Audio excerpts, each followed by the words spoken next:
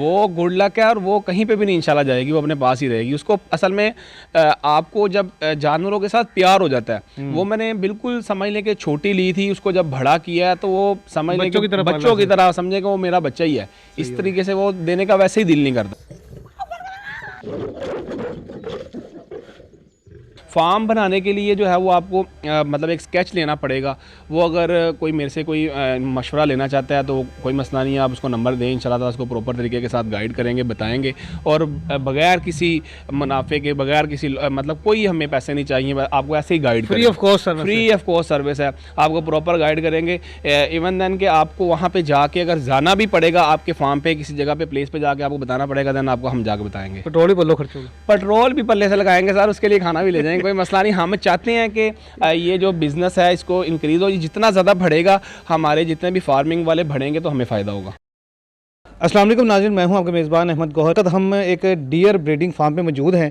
मेरे साथ इस वक्त अहमद साहब मौजूद हैं जो इस फार्म के ऑनर है। और हमने ये सुना है कि इन्होंने बड़े छोटे से लेवल से इस बिज़नेस को शुरू किया था और आज ये लाखों रुपये महाना कमा रहे हैं। आइए इनसे बात करते हैं, इनसे बिज़नेस आइडिया भी लेते हैं और इन्होंने बिज़नेस कैसे शुरू किया था वो भी जानते हैं। अस्सलाम वालेकुम। वालेकुम अस्सलाम। ये स्टार्ट जो है बेसिकली हुआ था बर्ड से, ऑस्ट्रेलियन तोतों से जो है स्टार्ट हुआ था। ये बर्ड्स तक जो है वो मतलब ख़रीदते रहे, आहिस्ता आहिस्ता बर्ड में जो है वो एक्सपेंसिव बर्ड करता गया आहिस्ता आहिस्ता करके। उसके बाद मैंने सोचा कि यार ये मेहनत तो मैं काफ़ी ज़्यादा कर रहा हूँ, तो मैं क्यों ना इसको थोड़ा सा जो है वो अप करूँ, थोड़ा अपग्रेड करूँ। मैंने जो है वो यूट्यूब पे काफ़ी जो है विज़िट्स किया। उसके बाद मैं फिर एक दो दोस्त थे उनका जाके जो है डियर फार्म थे उनके वो विज़िट्स किए।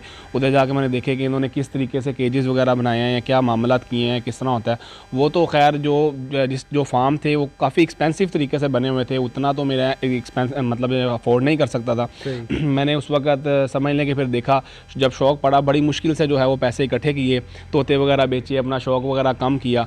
तो मैंने एक बच्चा जो है वो सिर्फ फ़ीमेल जो है वो ख़रीदी थी, हुड़याल की फ़ीमेल मैंने ख़रीदी थी सिर्फ, कि मैं ताकि जो है इसको अपने शौक़ को जो है बढ़ा सकूँ। उसको लेके फिर मैं आहिस्ता आहिस्ता जो है वो बढ़ा करता रहा। उसको पहले दूध पिलाया, वो बल्कि वो बहुत अच्छी टेम हो गई थी। उससे जो है वो आगे मैंने सारा ये सिस्टम बनाया। एक छोटे से बच्चे से आपने ये बिज़नेस शुरू किया? हाँ जी, एक छोटा बच्चा सिर्फ जो है वो हुड़याल डियर का लिया था, क्योंकि हुड़याल जो है वो आप घर पे रख सकते हैं। वो घर पे रखने के उस वक्त आपको पता है फार्म वगैरह तो नहीं था, सिस्टम इतना नहीं था बड़ा, तो ये एक नॉर्मल सा सिस्टम था। उसमें जो है वो मैनेज किया, घर पे लेके उसको बकरी की तरह पाला है और शौक करते रहे। उसके बाद जो है फिर आहिस्ता आहिस्ता अल्हम्दुलिल्लाह अल्लाह ने तरक्की दी। पहली ब्रीड कितनी आई थी? पहली ब्रीड तकरीबन एक बच्चा ही उसने दिया था, लेकिन वो फीमेल ही दी थी। अच्छा। वो फीमेल से ही समझ ले कि इसमें होता है कि जो मेल्स होते हैं उसका रेट कम होता है। वो अल्लाह की तरफ से, अल्लाह की करनी ऐसी हुई कि उसने फीमेल दी, तो वो अल्हम्दुलिल्लाह जो है वो शौक और डेवलप होता गया। यानी कि पहले एक थी, फिर दो फीमेल हो गई। हाँ, वो दो फीमेल होगी, फिर आहिस्ता आहिस्ता करके ये काफ़ी लंबे अरसे का पीरियड है। आपने तो 1 मिनट में कर दिया कि 1 से 2 हो गई, मतलब ये काफ़ी लंबे अरसे का पीरियड है। स्लो स्लो करके जो है वो आहिस्ता आहिस्ता तकरीबन इस बात को भी आज 8-10 साल हो गए हैं। इस बात को भी 8-10 साल हो चुके हैं। अच्छा, मुझे बताइएगा कि जो पहली फीमेल आपने ख़रीदी थी वो कितने की थी? वो तकरीबन उस वक़्त मैंने 25,000 रुपये की ली थी। 8 साल पहले? हाँ, 8 साल पहले तकरीबन हुड़याल की फ़ीमेल 25,000 रुपये की मैंने बाई की। और आज उस फीमेल की क्या प्राइस होगी? आज वो तकरीबन बड़ी फ़ीमेल, अभी इस टाइम बड़ी फ़ीमेल का रेट 2.5 लाख रुपये है। अच्छा। हाँ जी, 2.5 लाख रुपये की बड़ी फ़ीमेल है अभी। मैंने 1.5 साल पहले तक तो सुना ये 70-80 हज़ार रुपये का मिल जाता है एक पीस। 70-80 हज़ार रुपये का पहले होता था, अब नहीं है। 70-80 हज़ार रुपये का बच्चों का पेयर, बल्कि अब 70-80 हज़ार का बच्चों का पेयर भी नहीं मिलता, तकरीबन कम से कम लाख रुपये का बच्चों का पेयर मिलता है। जो फर्स्ट फीमेल थी आपकी, जिसको आपने बच्चा लेके पाला था, वो किधर है अभी?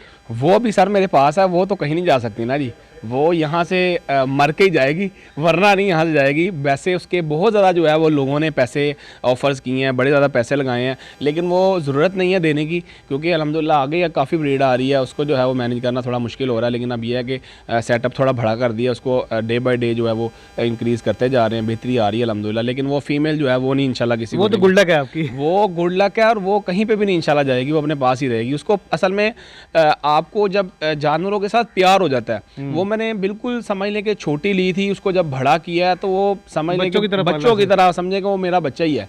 इस तरीके से वो देने का वैसे ही दिल नहीं करता। अच्छा अहमद भाई, मुझे बताइएगा कि इस वक्त आपके पास कितनी नस्लें यहाँ पर मौजूद हैं? मेरे पास इस टाइम भाई काला हिरन मौजूद है, जिसको ब्लैक बक कहते हैं। उसके बाद जो है वो चिनकारा मौजूद है। उसके बाद हुड़याल मौजूद है, फैलो मौजूद है, चीतल मौजूद है, जिसको स्पॉटेड डियर भी कहते हैं। काफ़ी ज़्यादा जो है वो नस्लें मेरे पास मौजूद हैं। टोटल नस्लें इसकी होती कितनी है? ये तकरीबन कह लें कि 15-16 नस्लें होती हैं, लेकिन मेरे पास इस टाइम जो है वो 5 से 6 नस्लें ये सारी 15-16 नस्लें पाकिस्तान में मौजूद हैं? मौजूद हैं, लेकिन काफ़ी कम है। मतलब कुछ ऐसे हैं, सारी मौजूद है लेकिन क्वांटिटी रेशो जो है वो कम है थोड़ी। सही है। तो सबसे महंगी नस्ल कौन सी है? इसमें सबसे महंगी नस्ल जो है वो स्पॉटेड डियर है। Spotted deer? हाँ, उसके बाद मेरा स्पॉटेड डियर ही सबसे महंगी नस्ल है इसमें। सही है। अगर बिजनेस करना चाहे बंदा तो उसी से शुरू करे? नहीं, वो तो बहुत ज़्यादा एक्सपेंसिव हो जाएगी। वो तकरीबन 8 लाख रुपए का पेयर है, वो उससे ज़रूरत नहीं है लेने की, और वो असल में वाइल्ड भी होती है, उसको रखने का ज़रूरत नहीं है। हमेशा जो मेरा एक मशवरा है, जितने भी फार्मिंग जो भी हमें देख रहे हैं, उनको मशवरा ये है कि वो छोटे लेवल से शुरू करें। यकमुश्त जो है वो इतने ज़्यादा पैसे ना लगाएं अगर आपको एक्सपीरियंस नहीं है तो। अगर आपको एक्सपीरियंस है तो आप जितने मर्जी पैसे लगा सकते हैं। पहले आप छोटा काम करें, उसको देखें कि आप उससे अर्न अच्छा कर रहे हैं, तो फिर उसके बाद आप जो है वो डे बाई डे जो भाई ये अगर तो आप घर पे शौक करना चाहते हैं तो उसके लिए आपने, मैंने पहले भी बताया कि हुड़याल रखें आप। हुड़याल जो है बकरियों की तरह की होती है, मतलब आप उसमें बकरियों की तरह घुल मिल जाती है, आपके साथ रहेगी, आपके साथ सोएगी, उठेगी, बैठेगी, इस तरह का मामला जो उसमें होता है। बाकी जो डियर्स होती हैं वो वाइल्ड होती हैं काफ़ी ज़्यादा, वो मतलब कोई नुकसान करेंगी। उसमें अगर आप घर में शौक करना चाहते हैं तो आप स्टार्टिंग जो है वो हुड़याल के साथ करें, वो आसानी से पल भी जाती हैं। उनमें एक ये भी प्रॉब्लम होती है, अक्सर हम चिंकारा डियर्स लेते हैं, इसके अलावा कोई और डियर लेते हैं तो वो पलती नहीं है, वो मर जाती हैं।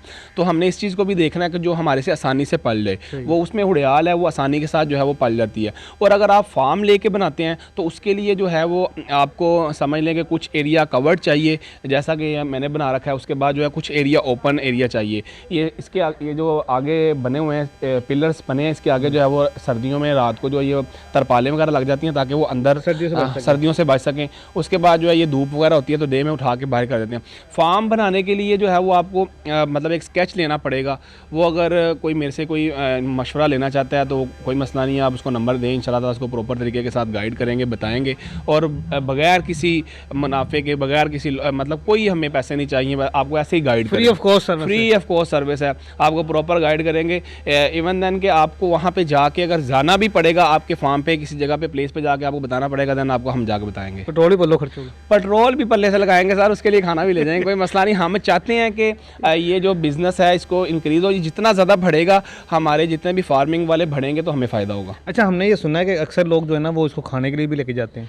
हाँ जी, ये खाने के लिए लेके जाते हैं, लेकिन हम खाने का नहीं कहते कि खिलाएं। आपको क्या पता चलेगा कोई लेके चला गया आपसे? नहीं, वो तो फिर ले गया तो वो जो मर्जी करता, फिर हम तो दे दिया तो फिर वो जो मर्जी करता, फिर हमें से नहीं। काफ़ी महंगा नहीं पड़ता खाने का शौक? डेफिनेटली ये तकरीबन समझ लें कि अगर ये ब्लैक बक का बड़ा मेल है ये 1 लाख रुपए का होता है, तो इसमें समझ लें बकरे के अगर हम हिसाब से देखते हैं तो मेरा ख्याल है 17-18 केजी गोश्त निकलता है, ये 6-7 हज़ार रुपये केजी पड़ जाता है गोश्त। सही है। अच्छा, इसके अलावा आपने इस फार्म के ऊपर क्या क्या रखा हुआ है? इसके अलावा जो है डिफरेंट किस्म के वो ग्राउंड बर्ड्स मौजूद हैं।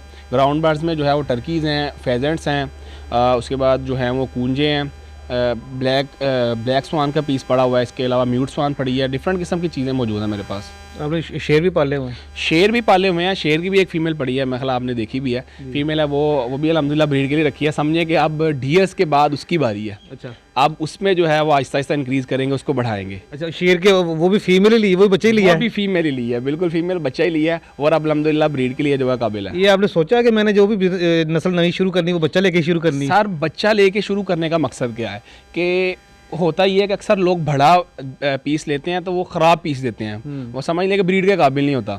इसमें ये होता है कि हमें खुद पता है कि यार हमने छोटा बच्चा लिया था, ये फर्स्ट टाइम ब्रीड करेगा और बड़ी अच्छी ब्रीड करेगा, खुद आइडिया हो जाता है। अगर आप बड़ी किसी से खरीदते हैं उसकी एज का आप आइडिया नहीं लगा सकते। अगर आपने किसी से अक्सर डेफिनेटली जो ब्रीडिंग वाली जो आपको पैसे दे रही है चीज़, वो कोई भी सेल नहीं करता, वो हमेशा ख़राब ही चीज़ सेल करते हैं। और जब ख़राब चीज़ सेल करेंगे तो वो आपके पास आएगी तो आप टाइम ही वेस्ट करेंगे। इसलिए बच्चा लेते हैं, थोड़ा टाइम वेट करते हैं, लेकिन अच्छी चीज़ बनाते हैं। ज़बरदस्त, थैंक यू भैया। जी नाज़रीन, अभी आपने अहमद साहब की बातें सुनी है, तकरीबन मेरे ख्याल के सारी इन्फॉर्मेशन उन्होंने दे दी है, मुकम्मल एक बिज़नेस आइडिया आपके साथ शेयर किया है। और इसी के साथ साथ अगर आप इनसे रब्ता करना चाहें तो उन्होंने जैसे बताया कि फ्री ऑफ कॉस्ट सर्विस है। अगर किसी को गाइडेंस चाहिए, कोई फार्म बनाना चाहता है, घर पर रखना चाहता है, जैसे भी आपको इन्फॉर्मेशन चाहिए तो फ्री ऑफ कॉस्ट आपको सर्विसेज देंगे, आपके घर भी चल के आएंगे, पेट्रोल भी पल्लों खर्च करने। इनका नंबर जो है हम अपनी स्क्रीन पर दे रहे हैं, आप इनसे डायरेक्टली रब्ता कर सकते हैं। इसी के साथ मुझे इजाज़त दीजिए, अल्लाह ने के बाद।